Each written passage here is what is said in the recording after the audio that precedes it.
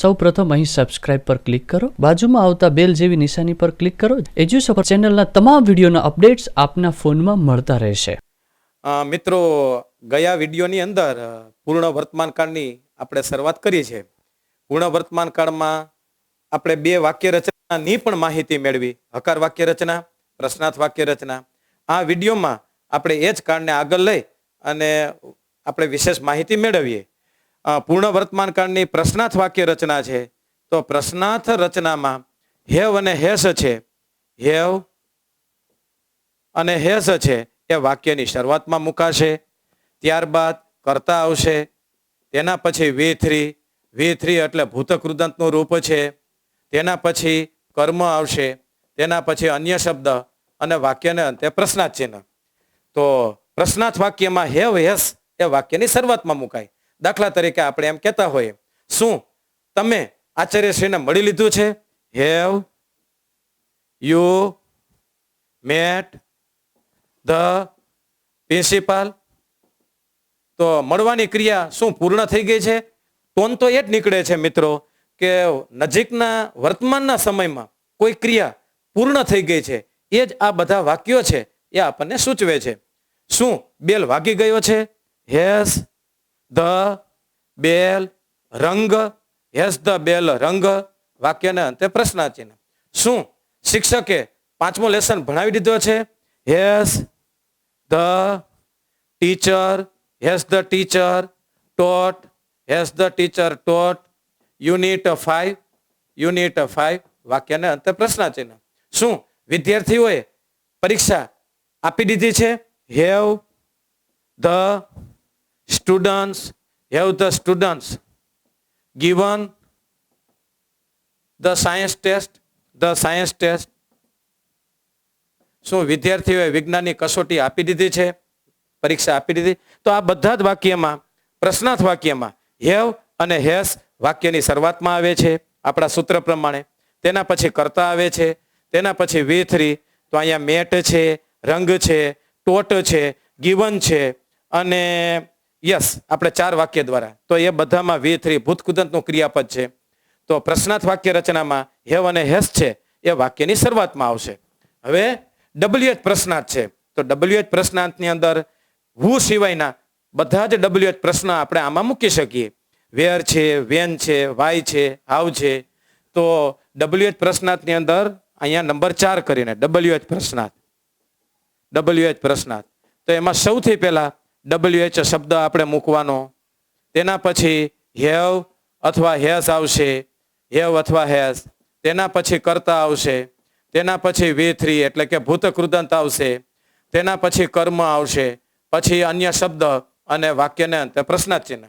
દાખલા તરીકે why have you not return? Why have you not return homework? શા માટે તમે ગૃહ કાર્ય લખ્યું નથી? તો અહીંયા WH શબ્દ છે, તેના પછી હેવ અથવા હેસ છે, તેના પછી કર્તા છે, તેના પછી V3 છે, તેના પછી હોમવર્ક કર્મ છે, પછી વાક્યને અંતે પ્રશ્નાર્થ ચિહ્ન. આવી રીતના હાવ હેસ શી પ્રિપેર્ડ ધ પ્રોજેક્ટ? તેણીએ પ્રોજેક્ટ કેવી રીતે તૈયાર કર્યો છે? તો અહીંયા જોઈ શકો છો તમે, હાવ શબ્દ WH કહેવાય, તેના પછી આ હેઝ છે, પછી શી કર્તા છે, પ્રિપેર્ડ V3 છે અને ધ પ્રોજેક્ટ છે કર્મ છે અને વાક્યને અંતે પ્રશ્નાર્થ ચિહ્ન છે. તો WH પ્રશ્નાર્થમાં સૌથી પહેલા WH શબ્દ આવશે, વેર, વેન, વાય, હાવ, હુ સિવાયના. તેના પછી હેવ હેસ, તેના પછી કર્તા V3 અને વાક્યને અંતે પ્રશ્નાર્થ ચિહ્ન. પછી 5મા સૂત્રની અંદર હુ પ્રશ્નાર્થ છે એને આપણે અલગ રીતે સમજવાનું છે. થોડીક એની વાક્ય રચના અલગ પડે છે એટલે હુ પ્રશ્નાર્થ. તો હુ છે મેં આગળ પણ તમને વાત કરી છે. હુ વ્યાકરણની અંદર ત્રીજો પુરુષ એકવચન કરતા ગણાય છે. ત્રીજો પુરુષ એકવચન કરતા. તો મોટે ભાગે 10 માંથી 9 વાક્યો એવા હશે કે હુ પ્રશ્નાર્થ વાક્ય રચનામાં તમને હુ પછી તરત જ હેસ સહાયકારક ક્રિયાપદ વાપરેલું જોવા મળશે. બહુ ઓછો હુની સાથે હેવ બહુવચન કરતા બહુ ઓછું વપરાય છે. એટલે આપણે આને સ્પેશિયલી આપણે અલગ રીતે મૂકેલી છે. હુ સાથે તરત જ હેઝ આવશે, તેના પછી V3 ભૂતકૃદંત આવશે, પછી કર્મ આવશે, પછી અન્ય શબ્દ અને વાક્યને અંતે પ્રશ્નાર્થ ચિહ્ન. દાખલા તરીકે who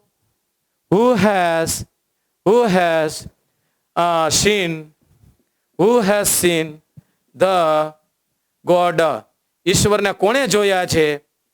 તો હુ ત્રીજો પુરુષ એકવચન કરતા, બરોબર. એના પછી હેઝ આવ્યું. જો who has visited the તાજમહલની મુલાકાત કોણે લીધેલી છે? તો હુ સાથે હેઝ આવ્યું છે. who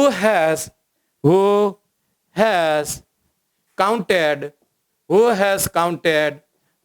this sum. આ દાખલો કોણે ગણ્યો છે? તો હુ સાથે હેઝ આવ્યું.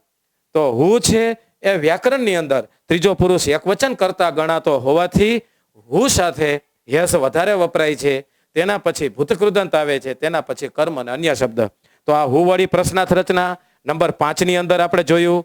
હવે નંબર 4 ની અંદર પૂર્ણ વર્તમાન કાળની અંદર નંબર 6 અહીંયા નંબર 6 માં બી રૂપ. જેમ સાદા વર્તમાન કાળમાં ટુ બી ના રૂપ 3 છે, એમિઝાર. સાદા ભૂતકાળમાં ટુ બી ના રૂપ 2 છે, વોશ અને વેર. ભવિષ્ય કાળમાં કોઈ છે નહીં એટલે શેલ અને વિલ પછી તરત બી. એવી રીતે પૂર્ણ વર્તમાન કાળમાં ટુ બી ના આપણે રૂપ જે છે એ સ્પેશિયલ વપરાય છે. પૂર્ણ વર્તમાન કાળમાં કરતા પછી કરતા વત્તા હેવ અથવા હેઝ અને તેના પછી બીનું ત્રીજું રૂપ બીન વપરાય છે. હેવ બીન અને હેઝ બીન જે વર્તમાન સમયમાં ક્રિયા એમ કે બનેલી છે એ સૂચવે છે. તો પૂર્ણ વર્તમાન કાળમાં ટુ બીનું સ્પેશિયલ રૂપ બીન વપરાય છે. હું એમ કહું કે હું 2 દિવસથી સ્કૂલે ગેરહાજર છું, તો આ બી છે એ સ્થિતિ બતાવવા માટે વપરાય છે પૂર્ણકાળમાં. તો મારે બીનું પૂર્ણકાળનું રૂપ બીન વાપરવું પડે. I have been absent from school four 2 days. હું 2 દિવસથી શાળામાં ગેરહાજર છું. તો અહીંયા આ બીન છે મિત્રો, એ બીન અહીંયા કોઈ સહાયકારક ક્રિયાપદનું રૂપ નથી.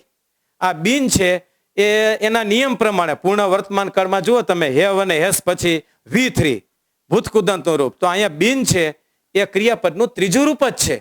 તો આપણે સ્પેશિયલી યાદ રાખીએ કે ટુ બીનું પૂર્ણકાળમાં બીન રૂપ મુકાય છે. તો અહીંયા બીન છે એ કંઈ સહાયકારક તરીકે કાર્ય નથી કરતું, પણ ત્રીજા રૂપ તરીકે કામ કરે. I have been absent from school four 2 days. હું રાજકોટમાં 10 વર્ષથી રહું છું. તો I have been in Rajkot since 2010 થી રહું છું. તો અહીંયા આપણે આ બીન છે એ ક્રિયાપદના ત્રીજા રૂપ તરીકે લઈએ છીએ. તો એને પણ સ્પેશિયલી આપણે પૂર્ણ વર્તમાન કાળમાં યાદ રાખી લઈએ કે પૂર્ણ વર્તમાન કાળની અંદર બીનું ત્રીજું રૂપ બીન વધારે વપરાય છે અને એની વાક્ય રચના પણ વિશેષ તમને જોવા મળશે. તો 6થા પોઈન્ટ તરીકે બી રૂપ આપણે જોયું. 7મો પોઈન્ટ છે એ પૂર્ણ વર્તમાન કાળની પેશિવ વાક્ય રચના. તો પેશિવ વાક્ય રચનામાં આપણે આગળ જાણીએ છીએ તે પ્રમાણે પેશિવ વોઇસની અંદર સૌથી પહેલા કર્મ આવશે. કર્મ પછી હેવ અથવા હેઝ, પછી બીન, હેઝ બીન, પછી V3 એટલે ભૂતકૃદંત, પછી બાય વત્તા કરીને બાય, પછી કરતા, પછી અન્ય શબ્દ.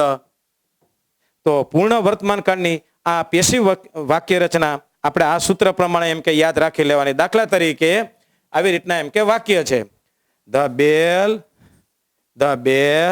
has been rung. The bell has been rung by the peon just now. તો બેલ પટાવાળા દ્વારા હમણાં જ વગાડવામાં આવ્યો છે. તો અહીંયા આ પેશિવ રચના છે. તો અહીંયા આ બિન છે મિત્રો, એ બિન અહીંયા ભૂતકૃદંત તરીકે નહીં, પણ અહીંયા પેસિવ વોઇસ બનાવવામાં એ સહાયકારક ક્રિયાપદ તરીકે કામ કરે છે. સહાયકારક ક્રિયાપદ તરીકે અહીંયા V3 તરીકે રંગ શબ્દ આપ્યો છે. તો હવે આના ઉપરથી એ યાદ રાખવાનું કે 3 પૂર્ણકાળમાં પેસિવ વોઇસમાં ટુ બી નું રૂપ બિન વપરાય છે. 3 પૂર્ણકાળમાં આ આપણે યાદ રાખીશું. દાખલા તરીકે હજી એક વાક્ય આપણે લઈ લઈએ. Yes, many books have been purchased. Many books have been purchased by our school. અમારી શાળા દ્વારા હમણાં જ તાજેતરમાં જ ઘણા બધા પુસ્તકો ખરીદવામાં આવ્યા છે. તો આ મેની બુક્સ છે એ કર્મનું કામ કરે છે. એના પછી હેવ છે, પછી બિન. તો અહીંયા બિન છે એ સહાયકારક છે, પરચેસ્ડ છે એ V3 છે, અને બાય અવર સ્કૂલ છે એ કર્તા છે. બરોબર, અહીંયા આપણે રિસેન્ટલી એમ કે મૂકી શકીએ RECENTLY. તાજેતરમાં ઘણા બધા પુસ્તકો અમારી શાળા દ્વારા ખરીદવામાં આવ્યા છે. તો અહીંયા હેસ, અહીંયા હેવ છે એ પૂર્ણકાળ બનાવવામાં, પછી અહીંયા બિન છે એ પૂર્ણકાળનું પેસિવ વોઇસ બનાવવામાં મદદ કરે છે. આમાં V3 તરીકે તો રંગ અને પરચેસ્ડ જ રહેલા છે. તો પૂર્ણ વર્તમાનકાળની વાક્ય રચના 7 ફોર્મમાં એમ કે વપરાય છે. પછી વિશેષ તમારે આના સંદર્ભમાં કાંઈ યાદ રાખવાની જરૂર નથી. હકાર, નકાર, પ્રશ્નાર્થ, WH પ્રશ્નાર્થ, હુ વાળી પ્રશ્નાર્થ રચના, બી અને પેસિવ રચના, આટલી રચના આપણે યાદ રાખીએ એટલે પૂર્ણકાળ આપણને કાયમ માટે સમજાઈ શકે છે. હવે પૂર્ણ વર્તમાનકાળની વાક્ય રચના લીધા પછી પૂર્ણ વર્તમાનકાળનો આપણે ઉપયોગ જોઈ લઈએ. તો મેં આગળ મિત્રો કેટલાક વાક્યો લખ્યા હતા કે પૂર્ણ વર્તમાનકાળ છે એનો પહેલો ઉપયોગ આપણે એ ધ્યાન રાખીએ કે નજીકના સમયમાં. તો અહીંયા આપણે બીજા પોઈન્ટ તરીકે યુઝ ઇઝ પૂર્ણ વર્તમાનકાળનો ઉપયોગ છે. તો એમાં પહેલો ઉપયોગ નજીકના વર્તમાન સમયમાં, વર્તમાન સમયમાં કોઈ ક્રિયા પૂર્ણ થઈ છે, પૂર્ણ થઈ ગઈ છે તેવું દર્શાવવા માટે પૂર્ણ વર્તમાન કાળ વપરાય છે. તો નજીકના વર્તમાન સમયમાં કોઈ ક્રિયા પૂર્ણ થઈ ગઈ છે, કોઈ ક્રિયા બની ગઈ છે તેવું આપણે સૂચન કરવું હોય તો એ પૂર્ણ વર્તમાન કાળનો જ એમ કે ઉપયોગ થાય છે. દાખલા તરીકે આપણે એમ કહીએ કે મેં પરીક્ષા આપી દીધી છે. તો I have given the science test. મેં વિજ્ઞાનની પરીક્ષા આપી દીધી છે. તો આપવાની ક્રિયા છે એ પૂરી થઈ ગઈ છે. અમે જમી લીધું છે. We have taken lunch. અમે જમી લીધું છે. શિક્ષક ક્લાસમાં આવી ગયા છે. The teacher has entered into the class. તો એક આપણે ખાસ ઉપયોગ એ જોઈ લઈએ કે ભાઈ પૂર્ણ વર્તમાન કાળ છે એ નજીકના સમયમાં કોઈ ક્રિયા પૂર્ણ થઈ ગઈ છે એવું સૂચવે છે. તો વિજ્ઞાનની ટેસ્ટ મેં આપી દીધી છે, તો આપવાની ક્રિયા હજી થોડા સમય પહેલા જ પૂરી થઈ છે. અમે જમી લીધું છે, તો જમવાની ક્રિયા હજુ થોડા સમય પહેલા જ પૂર્ણ થઈ છે. શિક્ષક ક્લાસમાં આવી ગયા છે, તો આવવાની ક્રિયા હજી થોડા સમય પહેલા જ પૂરી થઈ છે. તો આપણે એક આ પોઈન્ટ જો આપણે સમજી લઈએ તો પૂર્ણ વર્તમાન કાળનો ઉપયોગ છે એ આપણને સ્પષ્ટતાથી ખ્યાલ આવી શકે કે નજીકના સમયમાં કોઈ ક્રિયા પૂર્ણ થઈ ગઈ છે તેવું દર્શાવવું હોય ત્યારે પૂર્ણ વર્તમાન કાળ વપરાય.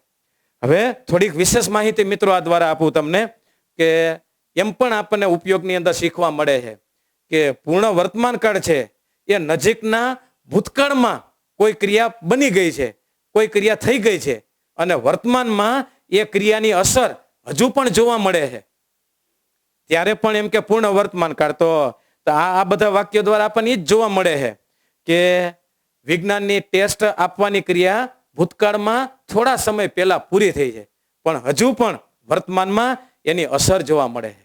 બરોબર? દાખલા તરીકે, લેટ્સ સ્ટાર્ટ અવર જર્ની.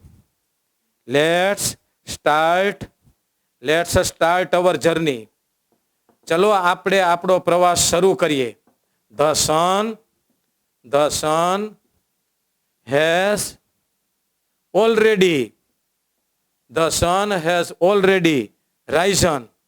સૂર્ય ક્યારનોય ઉગી ગયો છે. ચલો આપણે આપણો પ્રવાસ શરૂ કરીએ. તો સૂર્ય ક્યારનોય ઉગી ગયો છે. સૂર્યની ઉગવાની ક્રિયા નજીકના ભૂતકાળમાં બની ગઈ છે, પણ એની અસર છે એ અત્યારે પણ વર્તમાન સમયમાં આપણને જોવા મળે છે.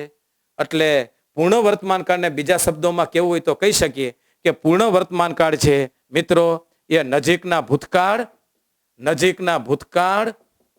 અને વર્તમાન કાળને જોડતી કડી છે.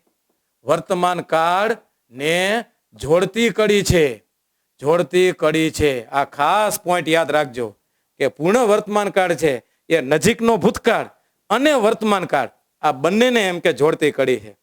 જો મેં એક અકસ્માત જોયો છે. I have seen the accident. તો અકસ્માત બનવાની ક્રિયા નજીકના ભૂતકાળમાં થઈ ગઈ છે, પણ મારા માનસ ઉપર, હજી જોનારના માનસ ઉપર અત્યારે પણ એની અસર વર્તાય છે. સૂર્ય થોડા સમય પહેલા ઉગી ગયો છે, પણ લોકોના માનસ ઉપર એની અસર અત્યારે પણ જોવા મળે છે. મેં 10 મિનિટ પહેલા જમી લીધું છે, તો જમવાની ક્રિયા 10 મિનિટ પહેલા પૂરી થઈ ગઈ છે, પણ વર્તમાનમાં પણ લોકોના માનસ ઉપર એની અસર જોવા મળે છે. તો આપણે એક પોઈન્ટ એ યાદ રાખીએ કે નજીકના સમયમાં જે ક્રિયા પૂરી થઈ ગઈ છે, પણ વર્તમાન સમયમાં એની અસર અત્યારે પણ માનસ ઉપર, આપણા મન ઉપર જોવા મળે, ત્યારે પૂર્ણ વર્તમાન કાળ વપરાય છે. તો આપણે એક પોઈન્ટ આ લખ્યો છે, એ પણ હવે યાદ રાખજો તમે કે પૂર્ણ વર્તમાન કાળ છે એ નજીકના ભૂતકાળ અને વર્તમાન કાળને જોડતી કડી છે. તો આ બધાની અંદર જે ક્રિયા છે એ ક્રિયા બનેલી છે, પણ એ થોડાક નજીકના ભૂતકાળમાં બનેલી છે, પણ એ ક્રિયાની અસર અત્યારે પણ વર્તમાન સમયમાં પણ વર્તાય છે, જોવા મળે છે. એટલે આપણે આ પોઈન્ટ છે એ યાદ રાખીએ તો પૂર્ણ વર્તમાન કાળ છે એની સ્થિતિને ખૂબ સરળતાથી આપણે સમજી શકીશું. જો ગુજરાતીમાં મિત્રો આપણને એવું જોવા મળે, જમી લીધું છે, જમવાની ક્રિયા થોડા સમય પહેલા પૂરી થઈ ગઈ છે, પણ આપણા સૌના મન ઉપર એની અસર જોવા મળે છે. એટલે પૂરી થયેલી ક્રિયા સૂચવે છે. વાંચી લીધું છે, ખરીદી લીધું છે, બહાર ગયેલા છે, રસોઈ બનાવી લીધી છે. ય અને છે પ્રત્યે વાંચ્યું છે, ગયા છે, રમ્યા છે, ખરીદ્યું છે. આ ય અને છે એટલે સમજી લેવાનું પૂર્ણ ભૂતકાળ. અને આ પોઈન્ટ ખાસ ધ્યાન રાખજો કે પૂર્ણ વર્તમાન કાળ છે એ નજીકના ભૂતકાળ અને વર્તમાનને જોડતી એક કડી છે. તો અહીંયા જે ક્રિયા છે એ નજીકના ભૂતકાળમાં પૂર્ણ થઈ ગઈ છે, પણ તેની અસર અત્યારે પણ વર્તમાન સમયમાં જોવા મળે છે. તો આ બંને એમ કે સૂચન કરવા માટે પૂર્ણ વર્તમાન કાળ વપરાય છે. તો આપણે પહેલો ઉપયોગ એ યાદ રાખીએ કે વર્તમાન સમયમાં, નજીકના વર્તમાન સમયમાં કોઈ ક્રિયા પૂર્ણ થઈ ગઈ છે, બની ગઈ છે, પણ તેની અસર અત્યારે પણ વર્તમાન સમયમાં જોવા મળે છે, એવું દર્શાવવું હોય ત્યારે પૂર્ણ વર્તમાન કાળ વપરાય છે. તો આ ખાસ આપણે ઉપયોગ યાદ રાખીએ. મેં એક અકસ્માત જોયેલો છે. ચલો આપણે પ્રવાસ શરૂ કરીએ. સૂર્ય ક્યારનો ઉગી ગયો છે, તો ઉગવાની ક્રિયા થોડા સમય પહેલા જ પૂર્ણ થઈ ગઈ છે. હવે આપણે પહેલો પોઈન્ટ જોયો, એના પછી પૂર્ણ વર્તમાન કાળ છે એના માટે બીજો એક પોઈન્ટ આપણે જોઈએ, એ પણ તમને ખૂબ જ કામ લાગશે મિત્રો. તો જો તમે અમારા વિડીયો છે એ તમે ધ્યાનથી જુઓ, નિહાળો, તો પછી તમારી પાસે અંગ્રેજી વ્યાકરણ શીખવા માટેનું જે કોઈ એમ કે બુક હોય તો એ તમે ઝડપથી સમજી શકશો. તો પૂર્ણ વર્તમાન કાળ છે એના બીજા પોઈન્ટની અંદર આપણે એ જોઈએ કે દરેક કાળને ઓળખવા માટે એના ખાસ શબ્દો વપરાય છે. તો પૂર્ણ વર્તમાન કાળમાં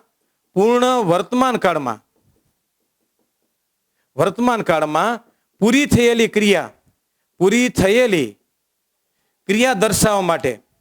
ક્રિયા દર્શાવવા માટે નીચે મુજબના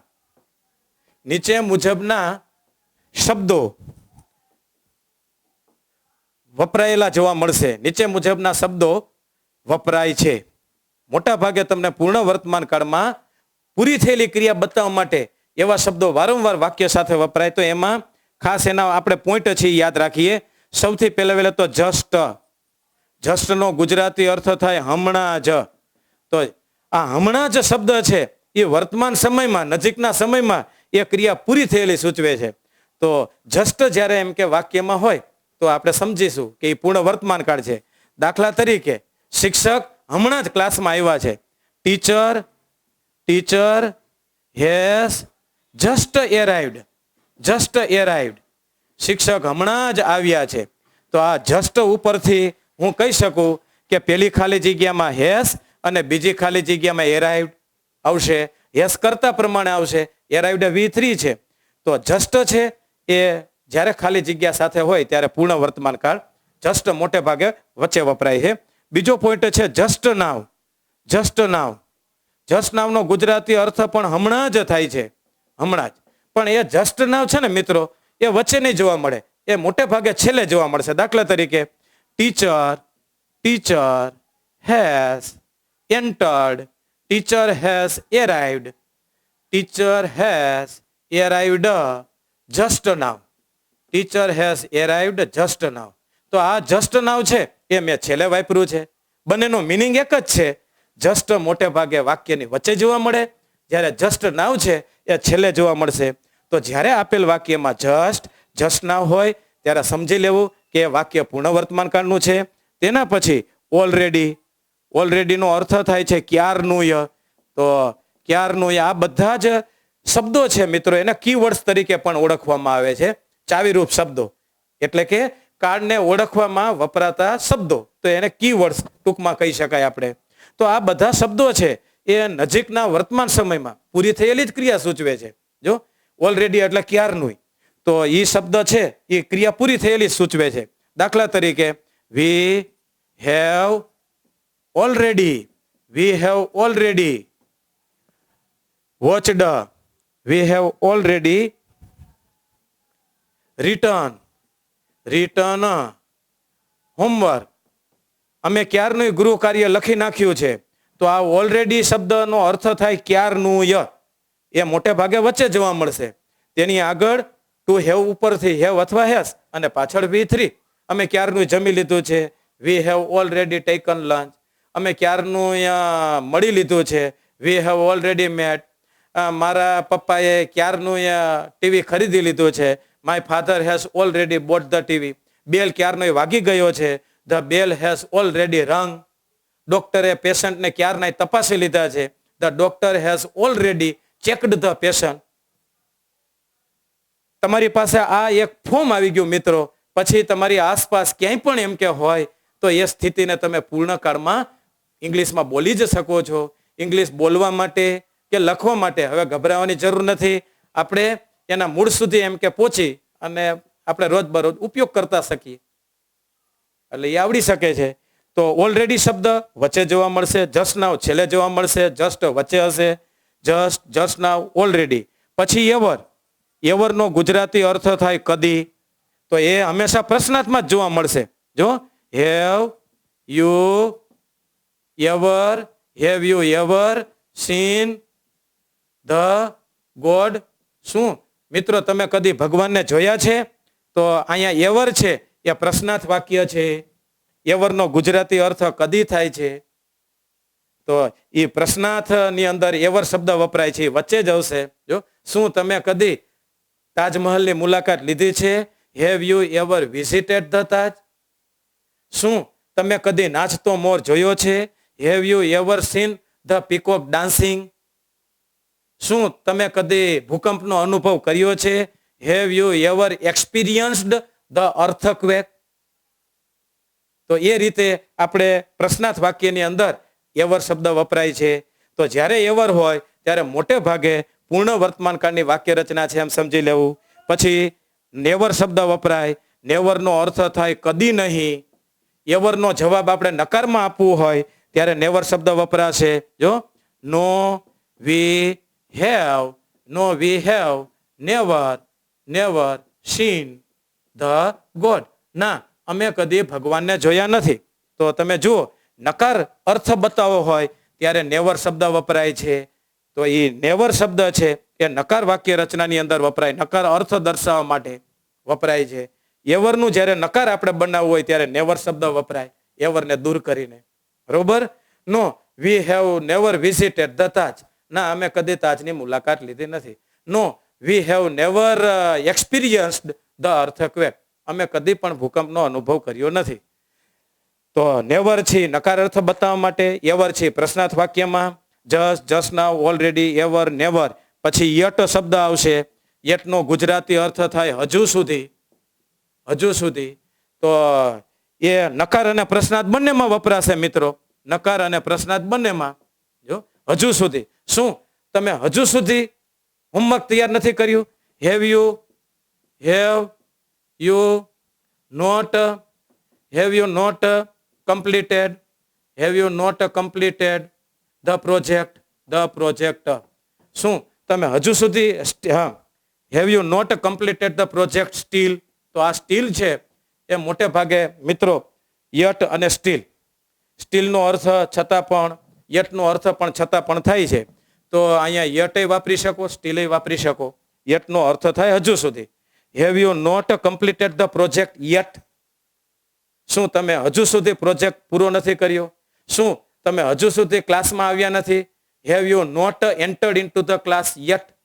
યટ છે એનો અર્થ થાય હજુ સુધી. મોટે ભાગે વાક્યની છેલ્લે જ જોવા મળશે, એ આપણે યાદ રાખીએ. તો હવે નકારમાં મારે આ વાક્ય બોલવું હોય તો ત્યારે પણ હું યટ છે એ વપરાય છે. No, I have not completed my project yet. તો યટ શબ્દ એનો ગુજરાતી અર્થ થાય હજુ સુધી. એ પ્રશ્નાર્થમાં વપરાય છે અને નકારમાં પણ વપરાય છે. એ મોટે ભાગે છેલ્લે જોવા મળશે. Just now, already, ever, never, yet. પછી આપણે એક બીજો શબ્દ સ્ટીલ પણ વાપરી શકીએ. યટની જગ્યાએ તમે સ્ટીલ પણ વાપરી શકો છો, જેનો અર્થ થાય હજુ સુધી. બંને એકબીજાની જગ્યાએ વાપરી શકાય છે, પણ મોટે ભાગે છેલ્લે વપરાય છે. એના પછી સ્ટીલ શબ્દ આપણે લીધું. હા, પછી ક્યારેક આવા પણ શબ્દો તમને જોવા મળશે, યટ, સ્ટીલ. હા, રિસેન્ટલી એટલે તાજેતરમાં. ત્યારે પણ મોટે ભાગે પૂર્ણ વર્તમાન કાળની વાક્ય રચના છે, એમ આપણે સમજી લેવાનું. જો our school has purchased 3 new computers recently. તાજેતરમાં અમારી શાળાએ 3 નવા કોમ્પ્યુટર્સ ખરીદ્યા છે. તો રિસેન્ટલી કાં તો વાક્યની શરૂઆતમાં વપરાશે અથવા તો વાક્યને અંતે વપરાશે. તાજેતરમાં ભારતના વડાપ્રધાન નરેન્દ્ર મોદી સાહેબે રાજકોટની મુલાકાત લીધી છે. Recently the prime minister of India has visited Rajkot. તાજેતરમાં, જેનો ગુજરાતી અર્થ થાય. પછી સોફાર નો ગુજરાતી અર્થ થાય અત્યાર સુધીમાં. તો આ સોફાર શબ્દ છે એ મોટે ભાગે વાક્યની અંતે જોવા મળશે. દાખલા તરીકે આપણે એમ કહીએ કે અત્યાર સુધીમાં અમને શિક્ષકે 3 લેસન ભણાવ્યા છે. તો the teacher has taught 3 lessons so far. તો so far મિત્રો મોટે ભાગે તમને વાક્યને અંતે જોવા મળશે. અને so far હોય ત્યારે સમજી લેવાનું એ પૂર્ણ વર્તમાન કાળ છે. બરોબર? એનો ગુજરાતી અર્થ થાય અત્યાર સુધીમાં, આજ સુધીમાં MS ધોનીએ કેટલા રન કર્યા છે? How many runs has MS Dhoni made so far? so far એટલે આજ સુધીમાં. અત્યાર સુધીમાં તમે કેટલી બુકો વાંચી છે? How many books have you read so far? so far એટલે અત્યાર સુધીમાં. પછી રિસેન્ટલી. હવે છેલ્લો એક શબ્દ છે કમ્પ્લીટલી. શબ્દ જ એમ કે અર્થ સૂચવે છે કે ભાઈ આ પૂરી થયેલી ક્રિયા સૂચવે. The doctor has completely checked the patient. ડોક્ટરે પેશન્ટને સંપૂર્ણપણે તપાસ કરેલો છે. તો આ આટલા શબ્દો હોય તો એ વાક્ય રચના મોટે ભાગે પૂર્ણ વર્તમાન કાળની જોવા મળશે. ફરી એક વખત યાદ દેવડાવી દઉં. Just now, already, ever, never, yet, still, so far, recently અને કમ્પ્લીટલી. આટલામાંથી કોઈ પણ એક શબ્દ વાક્યની શરૂઆતમાં, વચ્ચે કે અંતે જોવા મળે તો તે ખાલી જગ્યા પૂર્ણ વર્તમાન કાળની છે એ આપણે યાદ રાખીશું. ઓકે મિત્રો, તો પૂર્ણ વર્તમાન કાળના સંદર્ભમાં મેં તમને બે ઉપયોગો કીધા. તો આ બંને ઉપયોગ છે એ ઉપયોગ ઉપરથી આપણી કાળ છે એ કેવી રીતે વાપરવો એ ચોક્કસ તમને ખ્યાલ આવી શકશે.